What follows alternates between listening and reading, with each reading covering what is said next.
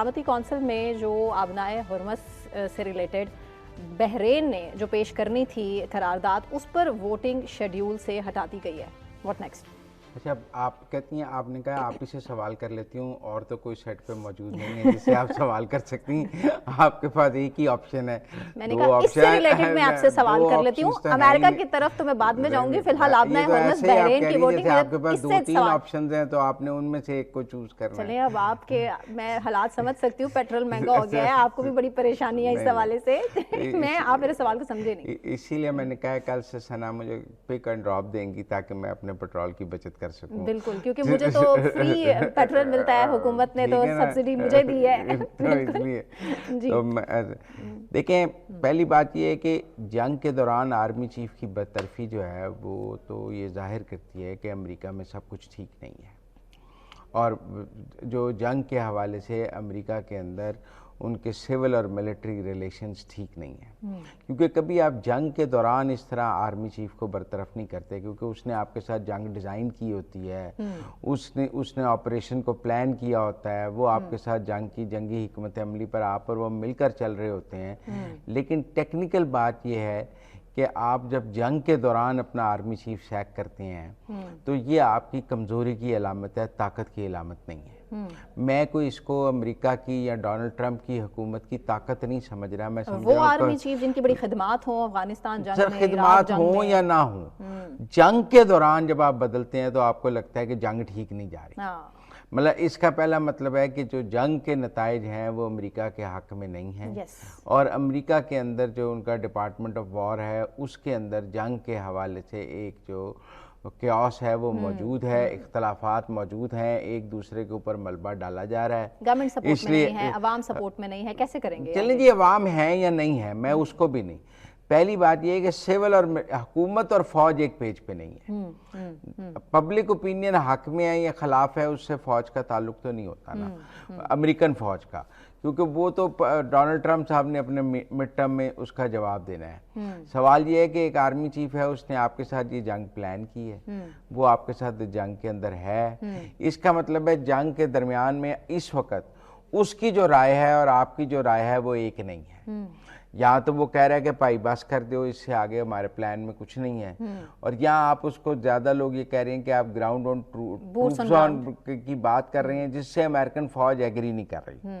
आपने मैरीन्स भेजे तो हैं, पैरा ट्रूपर्स भेजे तो हैं, लेकिन फौज ये कह रही है कि ये परसेप्शन के लिए है, दिखाने के लिए है, इसकी एग्जीक्यूशन नहीं है।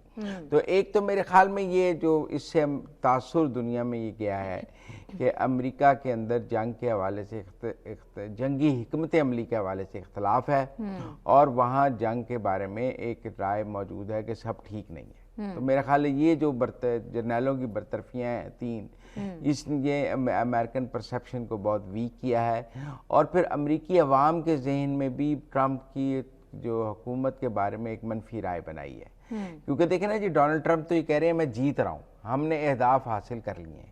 जब आप जीत रहे हैं, आपने अहदाफ हासिल कर लिए हैं, आपने दुश्मन की नेवी तबाह कर दी, एयरफोर्स तबाह कर दी, आपने उनका इंफ्रास्ट्रक्चर तबाह कर दिया, आपने 70,000 बॉम्बिंग कर दी, फिर आपने अपने आर्मी चीफ को क्यों बरतरफ किया? अगर ये सब कुछ, तो फिर कामयाबियों का वो इसका इन कामयाबियों में उसकी शराकतदारी थी ना।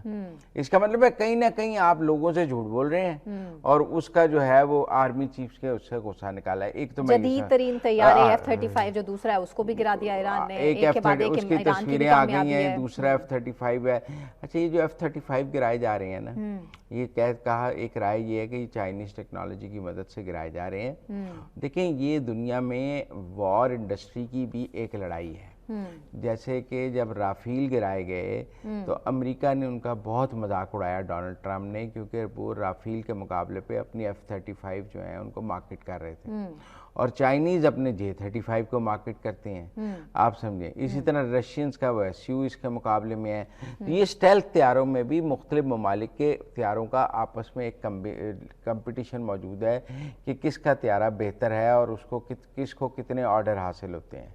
अगर ये साबित हो जाए कि F-35 को गिराया जा सकता है तो F-35 की मार्केट डाउन होगी, जैसे राफेल के गिराए जाने से राफेल की मार्केट भी डाउन हुई है। तैयारी तो मतलब सब 40 साल सैंक्शंस ईरान के ऊपर, और ईरान की परफॉर्मेंस आपके सामने, अभी 40 दिन नहीं हुए जंग को कि अमेरिका की अपनी इस टाइम जो फौज है उसमें तब्दीलियां होना शुरू हो चुकी हैं।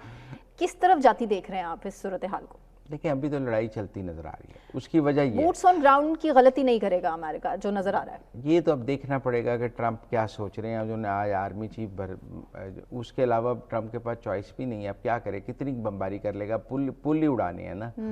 देखिए आज आबनाए हुर्मुज़ को ताकत से खुलवाने के लिए बहरीन की एक करारदाद थी यूएन सिक्योरिटी काउंसिल, और इसको अमेरिका पुश कर रहा था, लेकिन चाइना, रशिया और फ्रांस इसकी मुखालफत कर रहे थे, इसलिए इसको वोटिंग से हटा दिया गया। इससे पहले आप देखें कि इंग्लैंड ने एक वर्चुअल मीटिंग होस्ट की जिसमें 40 मुल्कों के वज़राए ख़ारजा आए कि आबनाए हुर्मुज़ को कैसे खुलाया जाए, लेकिन वहाँ भी कोई ऐसा फैसला नहीं हो सका जिसको कहा जाए कि जिसके नतीजे में आबनाए हुर्मुज़ खुलाया जा सके। ईरान का पलड़ा तो भारी है ना फिर। देखें आबनाए हुर्मुज़ की बंदिश की वजह से भारी है। देखिए मैं आपको वार्न किया था ईरान ने, तो अब सूरत हाल ये है कि अगर चाइना, रशिया और फ्रांस आबनाए हुर्मुज़ को ताकत से खुलाने के खिलाफ हैं और वो समझते हैं कि आबनाए हुर्मुज़ को ताकत से मत खुलाया जाए, तो फिर तो गुफ्तगू और मुज़ाकरात से ही खुलाया जा सकता है, जंग बंदी से ही खुलाया जा सकता है। इसका मतलब है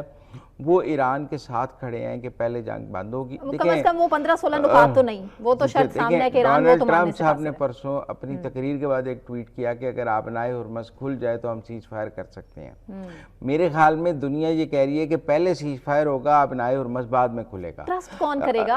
अमेरिका की स्टेटमेंट पे ये भी तो ईरान के लिए बड़ा मुश्किल है ना। सवाल ये था कि पहले आबनाए हुर्मुज़ खुलेगा या पहले सीज फायर होगा। पहले सीज फायर, मेरा ख्याल है पहले ट्रंप की शर्त थी कि पहले आबनाए हुर्मुज़ खुले फिर सीज फायर हो। मेरे ख्याल में दुनिया ये कह रही है कि पहले सीज फायर होगा फिर आबनाए हुर्मुज़ खुलेगा। दुनिया इस मामले में ईरान के साथ खड़ी नजर आ रही है। अब देखिए ना जी, अब टेक्निकली आज मैं और आप पेट्रोल की कीमत पर ज्यादा बात करना चाहते हैं क्योंकि आप भी उससे बहुत हर्ट हैं और मैं भी बहुत हर्ट हूँ, और पाकिस्तान का कैसे चलेंगे मामलात, कैसे हर एक चीज पर इसका आप तो अमीर खातून है, आपको तो कोई फर्क नहीं पड़ता। मुझ जैसे गरीब लोगों के बारे में आप सोचें जिनको फर्क पड़ता है। चले इंशाल्लाह कह सकती हूँ इस बात पे कि आने वाले वक्त में जरूर मैं आपके मुंह में घी और शक्कर इस बात पे, लेकिन ये कि हर बंदा लेकिन पाकिस्तान का आम आदमी बहुत परेशान है। लेकिन आप दूसरी तरफ देखें, अबू धाबी में गैस तंजीबात पर ईरानी हमले, पहले कतर की गैस फील्ड बंद हो चुकी है, अब अबू धाबी की गैस फील्ड भी बंद हो जाएगी। बहरीन की, सऊदी अरब की प्रोडक्शन कम हो चुकी है। तो अगर दुनिया में तेल की प्रोडक्शन की ये वैल्यू प्रोडक्शन कम होती गई तो लोग ये भी कह रहे हैं कि अगर आज जंग बंद हो जाए फिर भी ये सब कुछ चलने में 6-7 महीने लग जाएंगे जी, साल लग जाएगा इन गैस फील्ड्स को दोबारा ऑपरेटिव करें। वो भी अगर मुस्तकिल अमन हो, गारंटीड अमन हो, फिर इन गैस फील्ड्स को दोबारा आबाद किया जा सके, इनकी प्रोडक्शन बहाल की जा सके, रिफाइनरीज को दोबारा ऑन किया जा सके एक दूसरे की रिफाइनरीज पर भी।